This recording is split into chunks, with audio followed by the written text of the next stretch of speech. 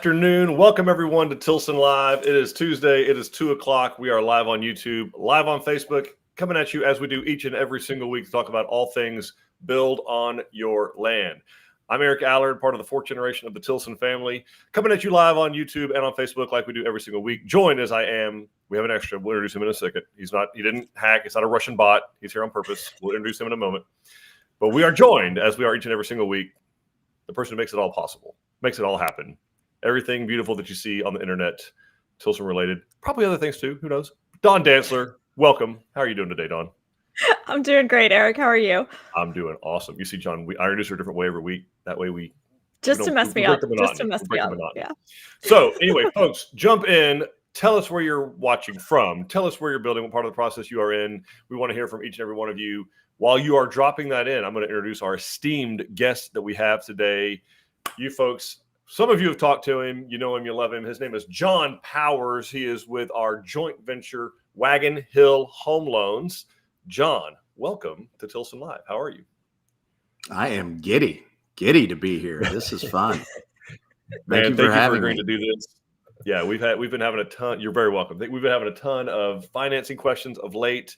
We know that we buried you originally when you came on.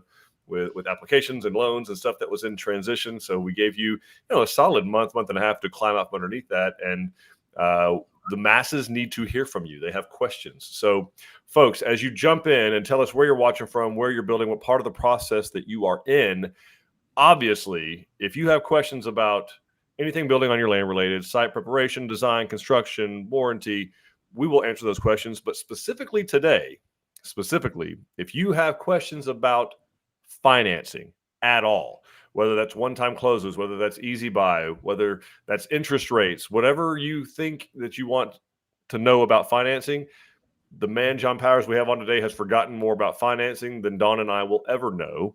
And so I'm going to give Jon a little bit of time to introduce himself. But while he's doing that, folks, y'all jump into the chat. Tell us where you're watching from, where you're building, what part of the process you are in.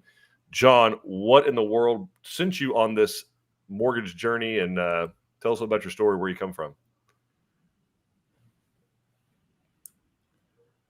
Can you tell me if you can hear me? Which is possible. Because I hear you fine. We can hear you. Your video is frozen. We got you, though. Audio's there.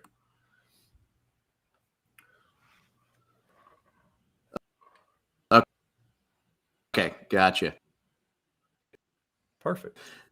So the dumb look on my face, that always helps.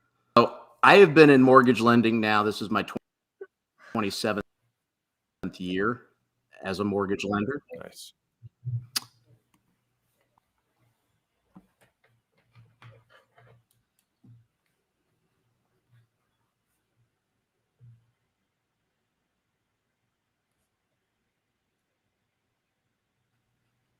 Am I still there?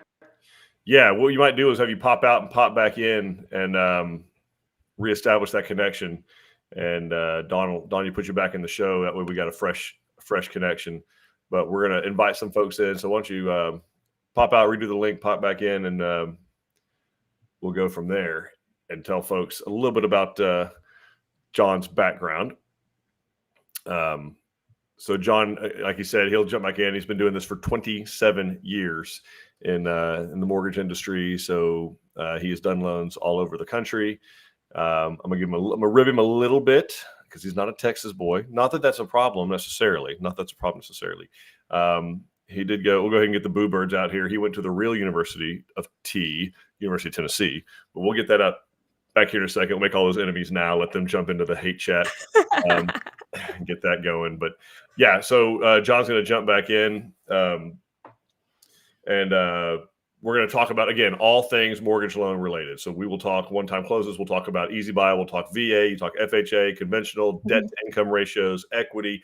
Any questions y'all are thinking about burning in your minds, because we understand that without knowing the right kind of budget or how in the world this thing's going to be paid for, it doesn't matter if we design the perfect house for you at the perfect price point with all the amenities that you want, exactly where you want it on the beautiful land that you bought.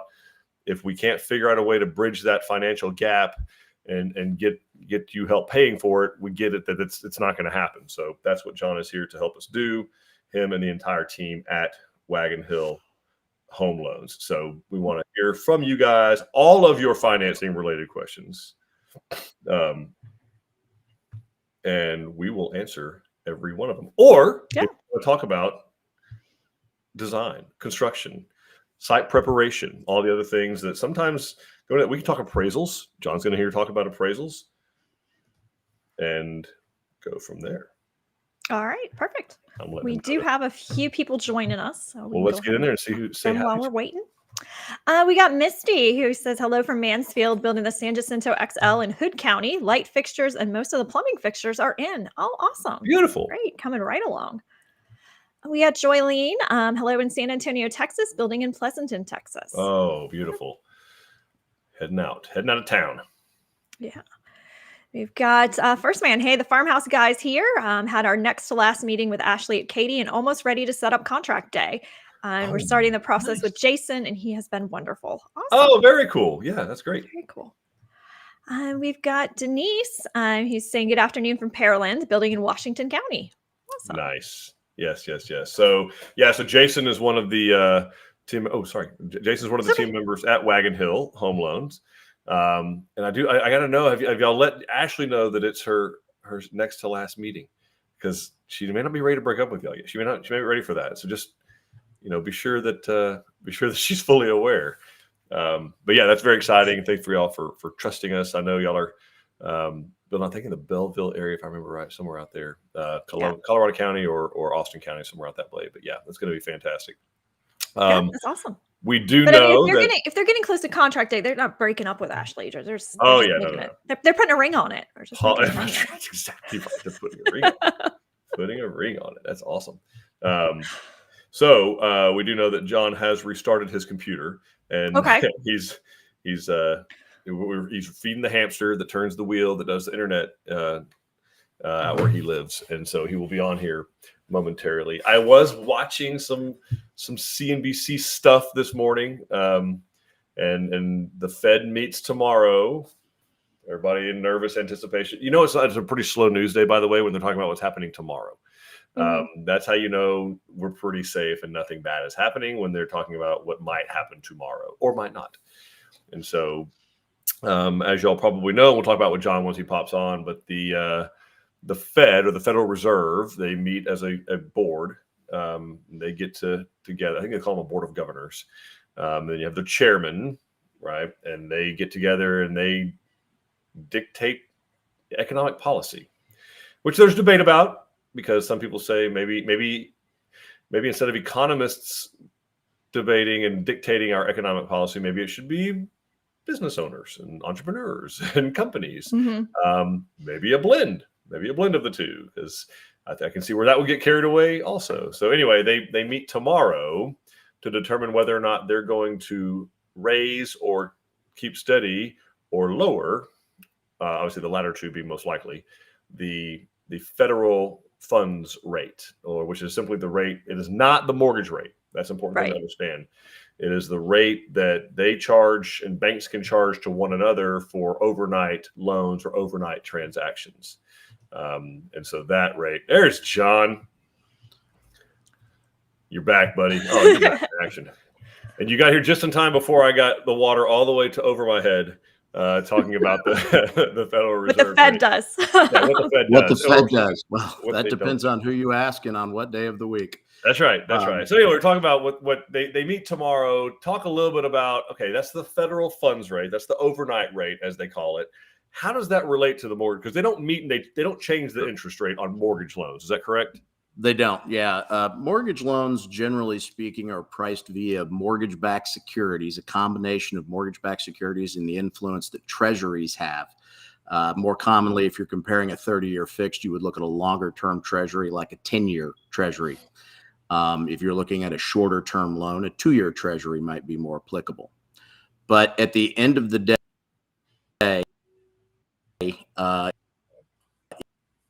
it does not directly affect what mortgage pricing does. So that's part of the factored in there.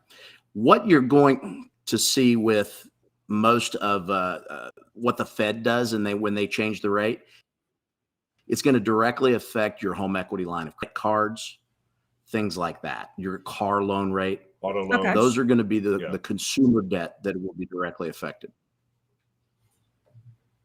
Cool. Very good. All right. So we did have somebody want to be sure you saw that you were given that Jason was given a shout out by some folks that are working with him. So they're pretty stoked to be working with Jason. And then Jason Eric does a great job. Yeah, he's fantastic. Yeah. And Eric from Beaumont's joining us. I saw that he popped in. Yep. And he's wanting to know why you're watching CNBC. Oh, well, I'll tell you, Eric. I'm glad you asked. You ever heard the phrase, you keep your friends close? I know what one half of the building is saying. I sometimes like to tune in and hear what the other half of the building is saying, or understanding that we get questions from all walks of life. And it's important to know kind of where people get their information. And if I only watch one thing, I'm only going to know about that much. So try very hard to listen to all narratives, shall we say. I'm not going to call any of them the truth. I'm going to listen to all the narratives. All sides of the story. Yeah. And I'm going to blend that and we'll go from there. And then watch how people spend money is probably the closest truth teller to what is in reality. Interesting thing is, and John can speak more to this, people are still buying houses, regardless of the interest rate. My enemy is my friend. Exactly. They are. Absolutely. They are. Yeah. So tell us a little about that, John. What people are still buying houses. It's almost like it doesn't matter what the interest rate is, which is part of what the Fed's struggling with, right? Yeah. So it really does. Really, what you're going to hear a lot of right now in the media is that this is not a good time to buy a house. And if you think of it this way, is you've taken a lot of the demand equation. Think about supply and demand. You've taken the demand down in the economy. And so to me, that you're not competing with a dozen other people for the exact same, or from a building perspective, you're not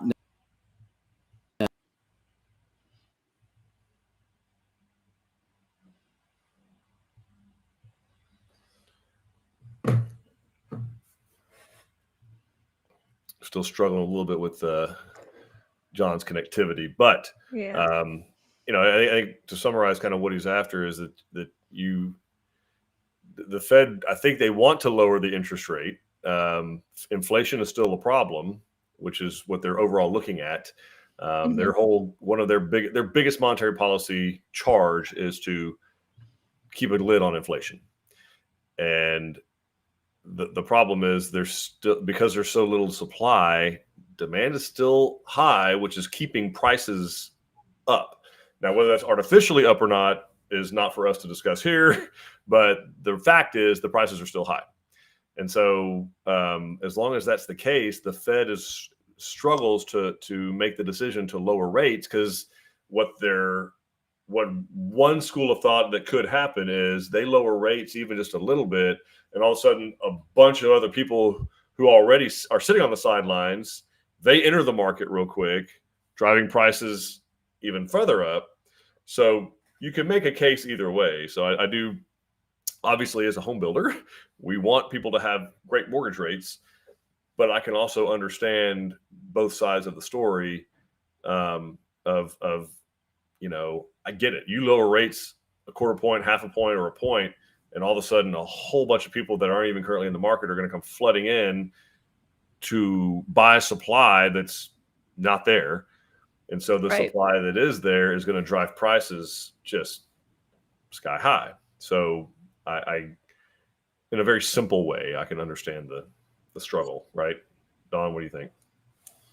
Yeah, I mean, then we'll be back in the situation that we were in before, where they were trying to make all of these changes to slow down the increase in prices and kind of get the demand for materials and everything back in line. And if they lower it when there's still high demand, you're going to see that surge again. So for sure, it's a difficult thing. Very much, very much. Yeah. Well, John, do we have you for a second, man? Can you hear us?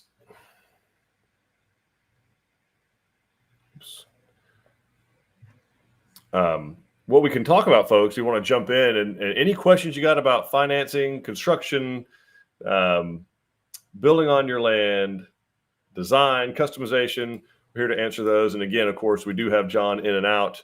I know what he's doing. He's making his picks for the College World Series. For the College World Series. Yeah. His team, the Tennessee Volunteers, made it in. My Texas Aggies made it in. So we're all happy about that. Thoughts and prayers to the Clemson Tigers, Don. They did get beat by Florida. They're assembling the online lynch mob to go after the umpires from what I'm seeing. Well, it works fine because we drew Florida as our first game, which means we would have been playing you, which means you and I couldn't speak next week. So that would have been unfortunate. So and hopefully you'll get different umpires. So it's gonna be fine. Oh yeah. Oh, we'll for sure have different umpires. Well, I hope so. I don't know. Yeah.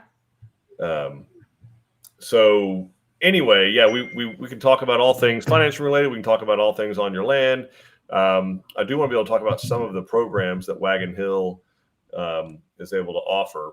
I know John is really having a tough time, and I know it's driving him crazy that he can't get in here. But there are various reasons that we partnered up with Wagon Hill. So it's really backed by a company called One Trust Home Loans, and that's who Tilson partnered up with, and we formed collectively Wagon Hill Home Loans. So it is a joint venture between Tilson Homes and One Trust Home Loans. Offers us a lot of flexibility and a lot of security for our customers. How did we skip Donna? You just kept talking. I was going to circle back. Oh, terribly sorry. Okay, Donna, get her in there. I had you, Donna. Donna was asking us, she's saying hi from Austin. She wants to know if the Fredericksburg B is still available because she noticed it's no longer on the website. So yes, we have officially retired that elevation. But that is, right now we're only maintaining pricing on the Fredericksburg C elevation. But if that is something that you were absolutely in love with, I guarantee we still have the plans for it somewhere. So get into a design center soon, and that's something they can still help you out with. It's just one of those things that we won't be maintaining pricing on anymore. Yeah, great question, and yeah, of course we can still build it, and would love to do that for you if that's the plan for you. And terribly sorry, she did flash it up there and then took it down because I was flapping my jaws trying to buy time to get John in. So Don did you right, Donna. Thank you for not letting us get by that. We do answer every single question you put up here. But anyway, one of the things that we noticed started happening as rates did go up, starting in like June of 22, and the market started shifting, is that a lot of as what happens in a free market economy, cannibalization and mergers and acquisitions started to abound, and so mortgage companies that customers of ours had worked with for a long time were now being acquired by other mortgage companies, or were defecting or being sold off or whatever. And then next thing we know, our customers were being tossed around. There he is. There's the man. We've gone to a different computer altogether. Oh man, you're good now. This Microsoft thing is for real. All right. So we're talking about a little bit about why we did the joint venture, talking about how the market shifted, and we started Tilson, and we started for us and our customers seeing a lot of mergers, a lot of acquisitions, a lot of defections, loan officers moving around, mortgage companies buying other mortgage companies going out of business when rates started going up June of 22, let's say. And so to help take control of not just our business, but our customers' experience, and us trying to say, oh, well, they were so-and-so before, now there was so-and-so. We got tired of doing that. And I approached One Trust, and we decided on this joint venture so that we could maintain that control and that customer experience. So John, tell us a little bit about some of the other programs that we also have. So we still have the EasyBuy, right? And for those of you who don't know, we can discuss that here in a minute. I'll let Dawn tell about that. She's an expert. But there are other programs now that we can do other than EasyBuy if they work better for you. So some of the things like 100% VA financing, for example, we didn't do before. John, tell us a little bit about what other options there are for people doing those types of things that maybe we didn't do before. Absolutely. So with the EasyBuy, and I know Don will jump into that, but typically what you're doing is you're putting a loan in place at the completion of construction. And the other option for building a home, of course, is to put a loan in place but prior to the commencement of construction. And that can be either a construction or a construction to permanent loan. And you'll hear both of those terms.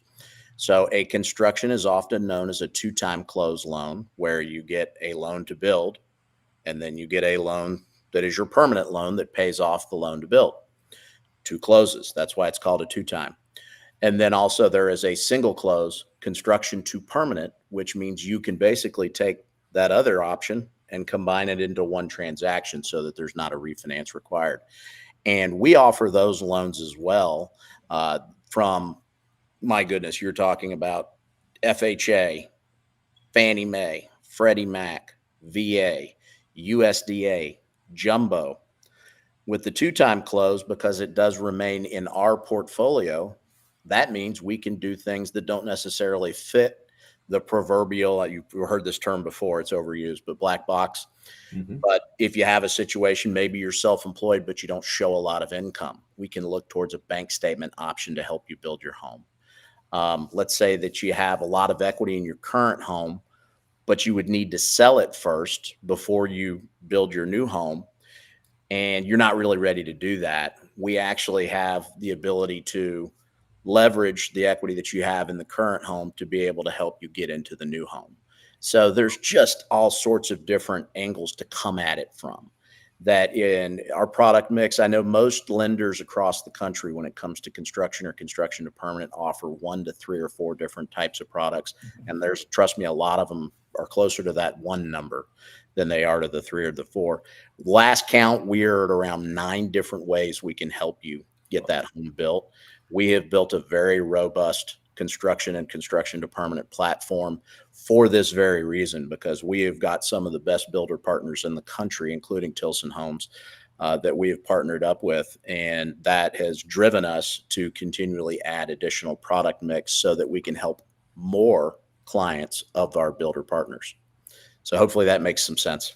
Yeah, no, that's exactly right. And being able to maintain and control that experience for the customers. And I know you cut out before, so tell us how long you've been doing this, just so you have I think what happened was it was so many years that it broke the internet. That's what happened. Yeah, no, it was actually pre-internet. So that's what this is my 27th year as a mortgage lender.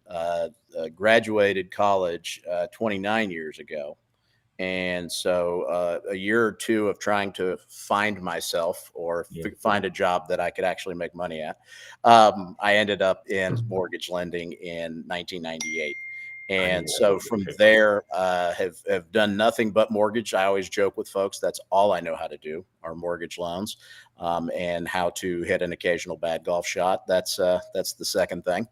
But no, I've been doing it since 98. Had an opportunity. I worked with a large, what would be called a super regional bank for about 12 years.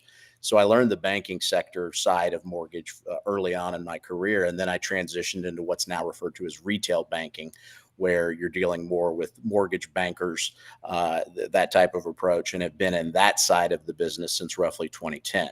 So I've gotten to see all aspects. I've been in sales directly. I've been a manager. I've been a trainer. I've been actually served as a stint. I won't call it like that. It wasn't prison. There's some great folks, but I served a stint of about 8 years on our national sales team here at OneTrust Home Loans. And then had the opportunity, because I saw what was happening in the builder space, where it was going and how prevalent new construction was going to be, because we had officially reached a point in time where, when you're talking about building a custom home or going in that direction versus buying an existing home, the price difference suddenly wasn't all that big anymore. And so the opportunity to get exactly what you want in the way you want it really became attractive. And we have, as a company, we've seen our construction side of the business and our builder side of the business grow immensely in a time when overall loan production was down. And so partnering with great builders has been just an excellent strategy for our company, and we're thrilled to be a part of the Tilson family now. So while you started in 98, yep. So you have seen the .com bust, right? 01. Yep. You saw the Great Recession, the Great Financial Crisis, for everyone saw GFC. Yep. So and now here we are, right? The crazy mortgage hikes of 2022, 23, right? We went all the way from 2.75% to now we're sitting at about 7.25%. Today, by the way, Don, what's our disclaimer? June 11th, 2024. Date stamp it. Date stamp it. Date stamp that. But so what's the biggest difference you notice? Because there's a lot of people that maybe they're kind of over this now, so probably doing myself to even bring it up. But it was like, well, we're going to wait till the prices come down, like what happened in 07, 08. What do you, having been through all three of those latest like generations of economic events, what is the biggest difference you're seeing between now and the 07, 08? I think you were alluding to it with your supply demand thing when you cut out before. What are you seeing different? The biggest thing I would tell you is the difference between the Grand Recession and now is that people back then didn't have equity. Now, a greater percentage of Americans have equity and significant equity in their property. And that's going to be a big difference maker long term. If you're waiting for prices to come down, I will tell you, you're going to be waiting a good long while, because the thing that really drove prices free falling the way they did after the Grand Recession is you had so many folks absolutely strapped, had no equity, ended up having to file bankruptcy, getting foreclosed upon, those types of things. So you had a lot of what you might call scratch and dent hit the market, where there were homes that were out there to be gobbled up for cheap because they were trying to liquidate basically a debt situation out. Folks have equity now. So what we see, even in a higher rate environment right now, is the cash out refinance is still alive and well. And the reason being is because you have people who need to be able to cash into the value of that equity to help get rid of those other debts that they've aggregated since COVID. I mean, let's be honest. We all probably spent more than we were used to during COVID because the entertainment dollar, suddenly you had to figure out ways to spend, and then things started costing more, as we know, after COVID from all the government spending that occurred and whatnot. But at the end of the day, folks still have that equity because prices just kept going up and up and up. So they have that to be able to leverage and refinance their homes and put themselves into a better cash flow position. So you're just not going to get the foreclosures. You're not going to get all of that like we had 15 years ago when all that went down, because the equity is the difference. And you're also not seeing that there's not this wave of inventory that's headed our way that's going to hit the market. Yeah, I mean, you had the people who were in a good spot 15 years ago who were just picking off those distressed properties because they could get them for so cheap, and that drove prices down. And you're just not going to see that because it's not there. Even when you look at credit card delinquencies are going up, people still at least have the ability to draw on the equity of their home, and their first mortgage rate is probably pretty good if they got it in the last 3 or 4 years. And so, ultimately, I don't think you're going to see that situation where prices are going to come down long term. Interest rate relief is going to be the best bet in the market.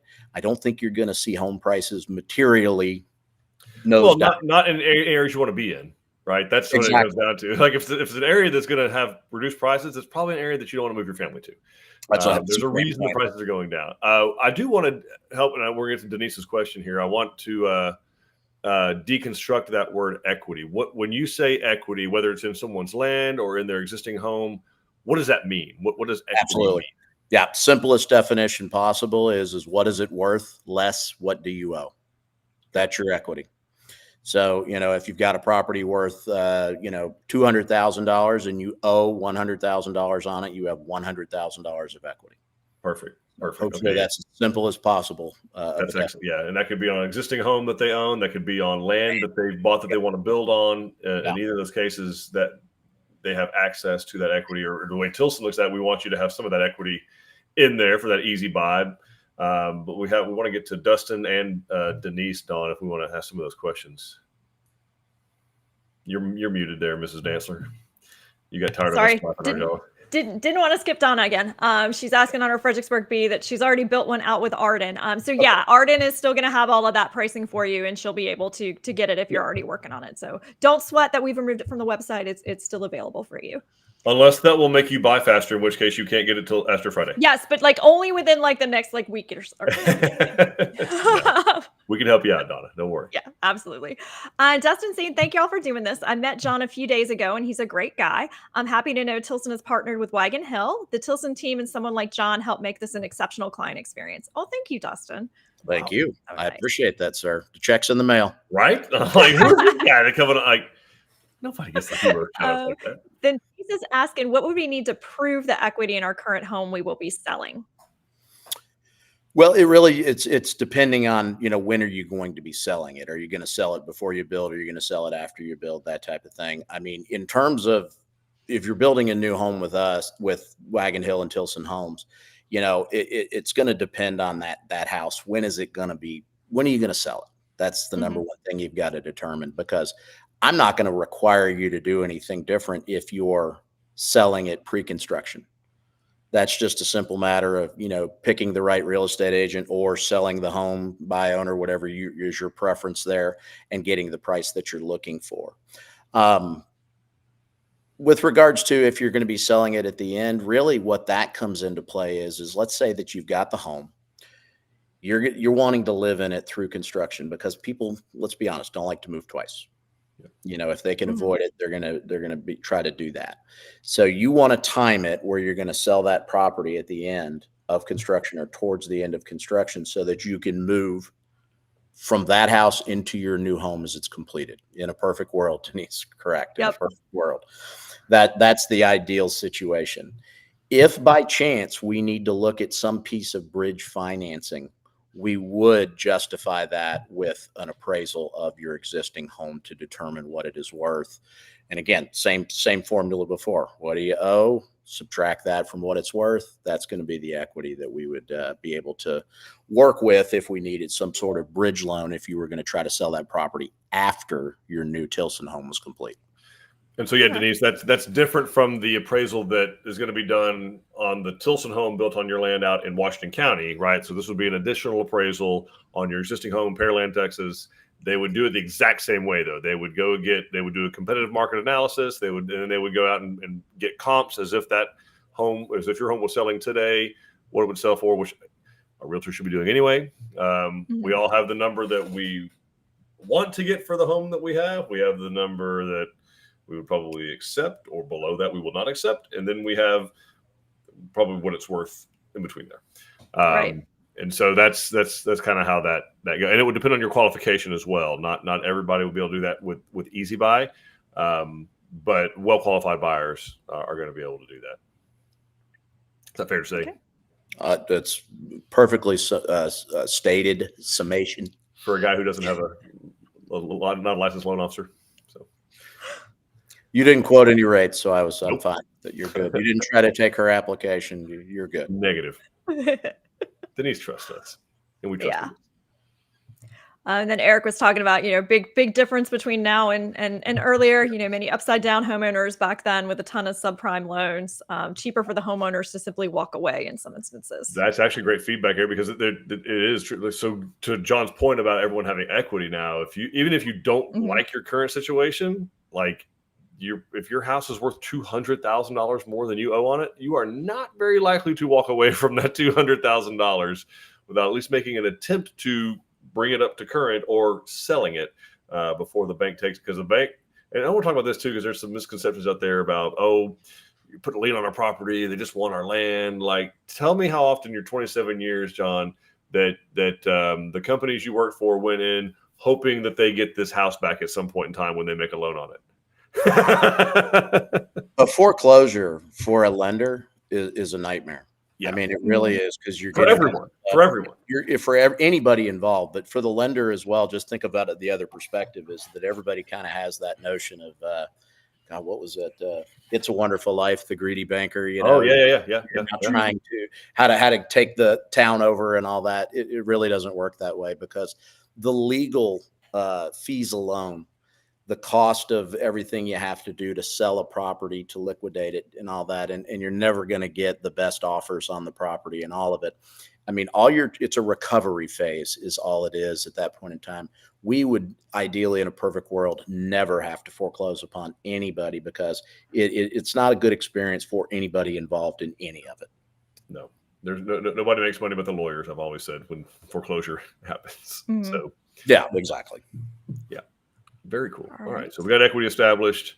So speaking of that, Mr. NMLS, we have a question about it. Yeah, Joylene has the $1 million question. What's your average rate? I'm shocked it took till over halfway through the show. I'm a little shocked too. But what is your average rate on a 30-year fixed conventional loan as of today? And it is June 11th, 2024. Yep, June 11th, 2024. That's the best way to state it. So there's all sorts of resources out there, and you see me grabbing my phone real quick because I want to pull up what my spot to go to an app of choice is for this. But let me first preface and say it this way. There are so many elements involved in pricing a loan.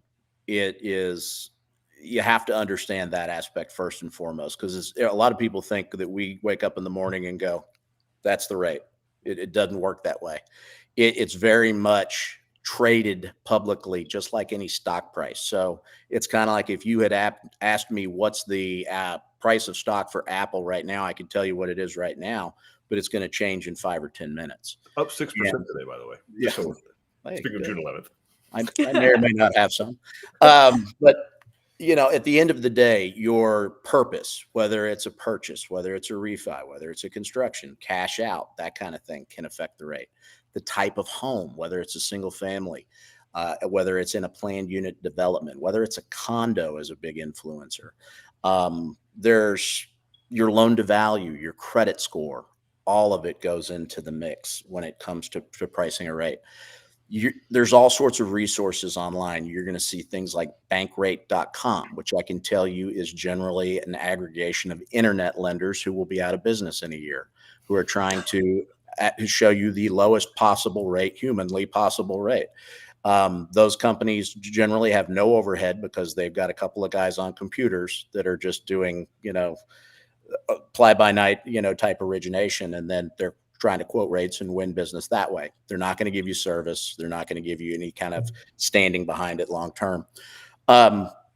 Then the best resource I would tell you is, if you're in the market to build or buy or do whatever with a new home, is find an app on your phone called Mortgage News Daily. This app will actually show you the rates that are coming from the locking system that represents the most lenders in the United States that they're using. So it'll show you the average of all rates locked. And to me, that's a much more valuable thing than somebody just printing information. I would say it's also suffice it to say, it sounds like to me that someone asking you what's the 30-year conventional loan today is kind of like asking us what's the price per square foot. Yes. Mm-hmm. Right. How long is a piece of string? So many variables. Yeah. So I didn't even, we always think about the obvious ones, like your credit score is going to have an option. It's going to have an effect on that. Your equity position is going to have an effect on that. What type of loan? I was saying conventional, but there's even different conventional loans. That's 100% true. And I don't want to leave her hanging. No, give her something. Eileen asked that question. The average at Mortgage News Daily for a 30-year fixed rate mortgage, and I think you alluded to it earlier, Eric, 7.16% as of right now. 15-year fixed, 6.61. And again, this is the averages that are being locked around the country. 30-year FHA, roughly, you'll say 6.875. So that's kind of where everything is falling. VA and FHA are usually going to be a little bit lower than your conventionals. But remember, VA and FHA loans also can potentially have some additional costs that conventionals don't have that we have to consider on the front end as well. So that'll give you an idea. The rate range, if I had to answer your question, would be high 6s to low 7s on most everything, is what you're going to find on averages. Perfect. Okay. John, is this your app before I share out the link for everybody? That's the app, Mortgage News Daily. Yes. All right. So Not I'm my drop personal app, but this is just a good general. The app that you're talking about. Yeah, if I were before I shared the link in the chat, I wanted to make sure I was sharing the right thing. Yeah, absolutely. So. It's a great app to just kind of, you can pull it up and literally it'll go straight to the rates page. So as you're building or buying a home, you can go look at it and get some quick info every time. Okay, awesome. All right, guys. So I dropped that into the chat so y'all can have the links to download it if you want to look at that. Let's see. We've got Becky asking, does Wagon Hill work with the VA? I came in late, so not sure if that's been covered yet. You came in when John did then. You're perfect. You're good. Let's hope your internet, or actually it was, right? Maybe it's my, you're good. It's my Windows computer over here. It's the Windows machine. I'll be honest. I want to Mac. Don't scare it. The Apple's working. The Macintosh knows what's up. Yep, exactly. So yes, we absolutely we can do any type of VA product that is available out there. Whether you're using the EasyBuy and using a VA takeout loan, or whether you're talking about a situation where you may need to acquire the land as part of your build, then we can talk about a VA one-time close construction to permanent loan. All good options. And even if you are already an existing homeowner and you're looking to maybe make renovations to your property, the VA also offers a VA renovation product. So they've got a strong product mix. There's situations where that VA loan makes a ton of sense for folks. And then occasionally there's some situations where it may not be the best fit for you. We just have to look at it and see. I had a situation the other day where a fella had a large amount of equity, and one of the big benefits of a VA loan is you can go up to 100%. Well, if you've got 50% equity into the property, that's not really going to do anything for you. Yeah. So we compared a VA to a conventional, and he was a decorated veteran, and it was just one of those things where the conventional made more sense for him long term. Yeah, less fees and all that kind of stuff. So that's awesome. And that's good to know that. So, and your team will do that, right? So they may walk into one of our design centers and say, hey, what's my payment going to be, or what program should I do? And it's, there's probably 70% they're going to fit down a certain chute. But you also shouldn't be shocked if one of our sales consultants tells you, hey, look, I'm going to let you talk to John or Jen or Jason or a next person we hire that has a first name with a J. And because now it's a requirement. Now that's a requirement to work at Wagon Hill Home Loans. You have to start with a J. That's it. So, but they may say, hey, talk to them, tell them your specific situation, and they may present you a couple of different options. Like, hey, here's one way to do it. Here's another way to do it. Tell us what your long-term financial plans are, and let's get you down in one. Yeah, we're going to absolutely compare options for you so that you can know what the opportunity cost of not selecting another option might be. So that's what we want to be able to do is the way that I've always looked at this role from a mortgage origination standpoint is that I should be a consultant. I'm going to give you what your options are. And at the end of the day, I want you to choose, because that's going to be the most important element is that you're going with the one because you know what the others could do for you, what their pros were, what their cons were, and you made the decision yourself. A lot of times, like Eric said, sometimes it's just like there's a flashing Vegas billboard pointing right at one and you go, that's the one. And I mean, it's a no-brainer versus any other option. So it really does just depend on your particular situation. Awesome. Great. Well, we've got Tessie sharing that she's visiting her property now. We're waiting on POA approval. Then we make our first official payment. Then construction starts. So it looks like within 30 days now. Oh, that's awesome. Very cool. Awesome. Very, very cool. And we've got Eric asking if there is a 10-year option. Absolutely. 10-year fixed rate. Generally speaking, any loan is going to amortize in 10 to 30 years in 5-year increments. And if you want to make a loan a 13-year loan, or if you want to make a loan a 17-year loan, that's something we can show you how to do, because it's basically at the end of the day, just additional payments to principal. And that's how you look at it is you might start with a 20-year baseline and go to a 15 or whatever if you're making those additional payments. But 10 to 30 years, 5-year increments, that's the number one thing to know. Is it the case, John, where I've seen in the past, like the 10 and the 15-year rate are about the same, or I mean, they're negligible, and then usually you get the 20 to 25 and 30-year rate, they're about the same. You nailed it. Yeah, the 15 years, the break line. You're going to get a break usually on a 15-year rate. Right now, we're kind of in an interesting dynamic in the market. Yes, there is a break between the 15 and the 30, but it's not as big as you might think. Yeah. And the reason why is if you were to go look at the 2 and the 10-year treasuries, you'll often hear it mentioned as the 2-10 spread. If you were to go look at that, you'd see that a 2-year treasury right now costs or yields more than a 10-year. It's called an inverted yield curve. Yeah. And when that happens, the thing you need to know is the 15-year won't be as attractive. But number two, that's also a precursor sign in many cases to, potential recessionary situations ahead. So that's why you have a lot of people on edge in the market right now, and each day is a lot of volatility. Yeah. So another question about that then, let's say to Eric's question, let's say, I guess I won't say any, I don't use absolutes, but I'm going to guess the majority of Wagon Hill's products and OneTrust's products, there's not a penalty for early payoff, with very, very few exceptions. Is that correct? There are none. Okay, so that's an absolute word. So we're all clear. Yeah. So there's a big thing that came out of the Grand Recession we referenced earlier, is a lot of certain loan types were basically cut. And one of them that absolutely was the prepayment penalty. Okay. So on anything by the government, or a government sponsored entity. And when I say that, I mean Fannie Mae, Freddie Mac, FHA, VA, alphabet soup. When I mention any of those, the prepayment penalties got thrown out the window. There used to be, and in fact, I can't remember who it was, but I think it was Eric perhaps mentioned the subprime thing, where you had a lot of people walking away because of the subprime loans, because a lot of lenders that did subprime loans were putting people in what you might be like a 3-year arm or a 2-year arm with a 3-year prepayment penalty. So that meant if you got out of that 2-year arm before it, adjusted and started to punish you a little bit, you had to pay a prepayment penalty. So it was kind of like you were trapped, Chinese finger prison or something. Right. It was one of those things. So to that point, it got 86. If it was something smart that was said, it was probably a guy named Eric. Chances are. So it's a law of averages. Okay, so because we say a lot of things, there's a good chance it's going to be. Every once in a while, we say something smart. Every now and then, it's going to be brilliant. So what I would say though is, to that end, Eric, if you do a 15 or a 20 or 30-year note, and you set yourself up to pay it off in 10, let's say it's amortized over 30 years, but you set your own little Excel spreadsheet up to pay it off in 10, it doesn't cost you a dime in prepayment penalties. And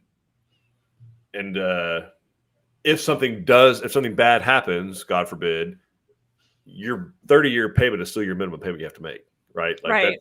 So if you want to set yourself up for success and pay it off early in 10 years and make extra payments or double your payment or pay every 2 weeks instead of whatever, the internet tells you to do that week, you can do that. And then if something bad happens and you need that cash month to month, you can make your minimum payment and still keep your house. Is that fair? I love that you said that. And let me expound on that just a touch.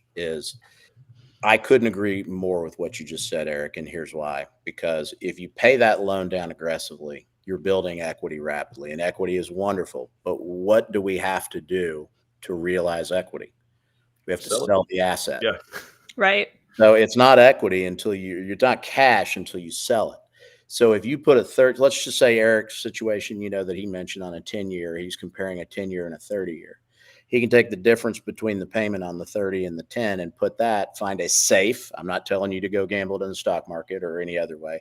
Find a safe, but solid return on investment, and then let the rule of compounding interest do its thing and let that build over time. And in 10 years time, you will actually have a tangible cash asset right then and there, as opposed to relying upon equity. Without having to sell your dream home. Yeah. And somebody taught me this a long time ago, and I've always kind of run to it because it makes so much sense to me, is cash in the bank, or equity is not cash in the bank. Cash in the bank is cash in the bank. That's right. So that's right. Keep peace in mind when you're considering comparing a long-term versus a short-term option. Great advice. Yeah, great advice.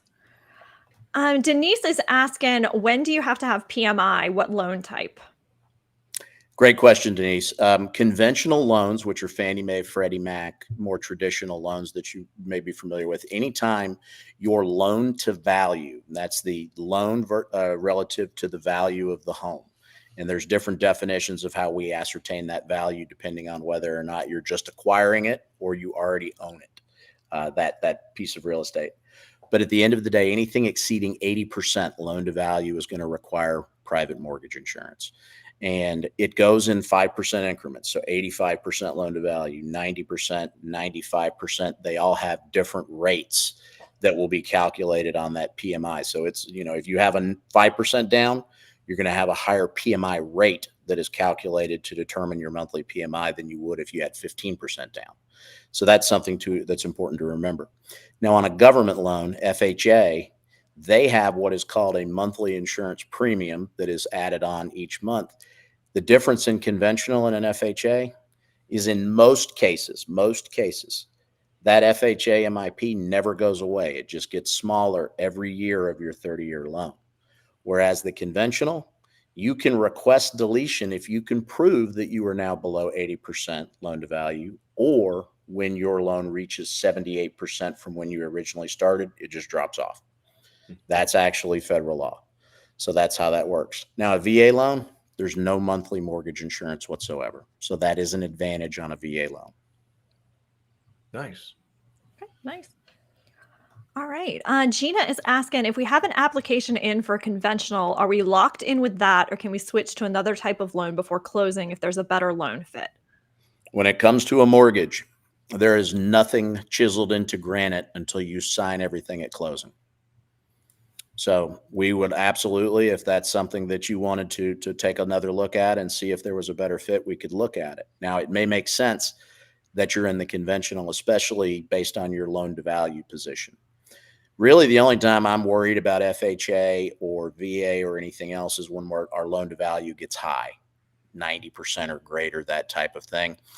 Most folks, with good credit, that type of thing, are going to want to be into a conventional loan. There's rarely going to be in an instance where, well, I'm not going to say rarely. I would say there are only certain types of situations that would apply where an FHA is going to be a better situation for you than a conventional. FHA is more expansive. It allows more folks to qualify. Conventional is a little bit more restrictive, but the big difference in long term is that PMI, and also conventional does not charge the upfront fee that an FHA loan does. Exactly. So we want to, if you're in a conventional right now, you're probably in it for good reason, Gina. Yeah, and she's just, I think, right at going into construction. Yeah, it's just she would have been our regular Tilson EasyBuy. Yep. So yeah, and again, if hopefully you're with Wagon Hill, and if not, if those folks of you that are under construction, I highly recommend you give Jon and his team a call. We'll put his number up here in a minute. We have some more questions we want to be sure we get answered, but give them a shot. If you're with any other lender besides Wagon Hill, I highly recommend you give them a holler. All right. We got LaJenny saying howdy from the Huntsville Design Center. Hey there. We got Donna asking a non-finance question. Which windows are more expensive, the fixed or the operable? Great question, Donna. What do you think? No, I'm just kidding, Jon. What can we do that? It actually depends on the size, not more than anything else. But traditionally, by and large, probably 80% of the time, the fixed windows actually are going to be more expensive because they're larger. Typically, when you're doing those, we're seeing them in like 4 foot by 7 foot or 5 by 5 or 6 by 6. So they're big, tempered windows. The code requires they be tempered, which makes them more expensive. So again, broadly speaking, with very few exceptions, your fixed windows are going to be more expensive. There are some exceptions where the operable ones will be, but mostly it's fixed, and usually it's because of the size of that window. Okay, makes sense. We got Texas Weekend Warrior asking, are there any upcoming seminars in Angleton over the new models being constructed? I missed the last one and don't want to miss the next one. No. So we will not have another seminar in the models with our construction team actually showing you because those are our behind the sheetrock presentations, and the sheetrock is up in the models. So the next time we'll actually host anything in those models, they will be completely finished. But that's the AC will be on and working. The AC will be on and working. So that's, not to say if you wanted to make an appointment with the Angleton location, they could absolutely run you out there and show you the models in whatever situation they are in at the moment, as long as there's not any type of dangerous work happening at that time. They'd be happy to take you on a tour of them. We also, once we get through the summer, because it's getting a little bit too hot for us to do any other, muddy boot situations in homes where we don't have AC. So in the fall, we will have some opportunity out at customer homes throughout the state where you can actually go and see them under construction, so you can have that same type of experience. But I think we have hit the temperature limit for where we can have people in our houses without AC at this point. Right. Yeah. No. It's self-guided tour. Yeah, self-guided tour. Short spurts. Denise is asking, do you lock in pre-construction? If rates come down, do you get the better rate? It's a great question, Denise. And like most answers that I'll give in mortgage, it depends. So the number one thing I'll tell you, if you're using the EasyBuy, the Tilson EasyBuy, which by the way, I just want to emphasize, what a great offering that is just not out there. There's just not a lot of companies in this country that offer them. And we know we are lending literally from Washington State down to Puerto Rico. Yeah. I mean, in terms of what we cover, the landscape, and I can tell you there are not a lot of builders out there. I mean, I can do it on less than one hand that I know of that offer this incentive and to build with them. And what a cool product. But if you're doing the EasyBuy, it's going to be based on the market rates, probably as you get to within 60 to 90 days of closing. That's when we'll start to look and say, okay, does it make sense to fix this rate in now or not? Keep in mind, whenever you lock an interest rate in, it's locked in for a specific amount of time. And so if you buy a home or you refinance a home, I mean, most of those transactions are 30, 45, 60 days. They're not very long. The longer you lock in on a term, the more cost there is and the higher the interest rate would be. So we anticipate from where we are right now, we are in a steadily, not quickly, notice I didn't say that, but steadily declining interest rate environment for the next several years. So it really would not make sense on the EasyBuy approach to lock in pre-construction. On the flip side of that, if you were in need of a one-time or two-time close construction to be able to build your home, yes, we will lock in to a ceiling rate pre-construction, and you will have the opportunity to float down at the time that you convert or refinance into your long-term permanent mortgage. So it depends. Yeah, exactly, Eric. It depends. He's making fun of me because that is my favorite phrase on the show. Yeah. It depends. And if I recall, I think in his profession, that's a pretty good answer too. If I remember his profession correctly, is hey, is it okay to do this or that? And the answer from any good person who does what he does is that depends. It depends. Yeah, he gives, you don't want to mind map mortgage. He gives counsel and advice to people in need. You don't want to mind map the mortgage industry because there's going to be a lot of forks in the road.